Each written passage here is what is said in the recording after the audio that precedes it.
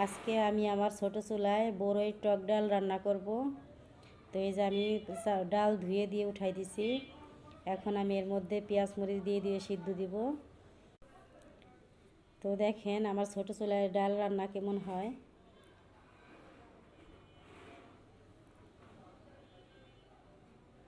আমি এখন এগুলো দিয়ে সিদ্ধ করে নেব ডালটা।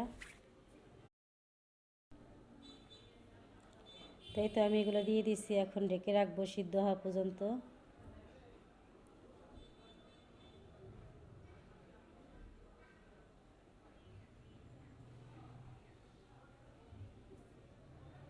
আমি এখন উঠিয়ে দেখব তো আমার ডালটা সিদ্ধ হয়েছে কিনা। তো আমি উঠিয়ে দেখলাম যে আমার ডালটা ভালোভাবে সিদ্ধ হয় নাই। আমি আরও কিছুক্ষণ সিদ্ধ করব, এই জন্য আবারও ঢেকে রাখলাম।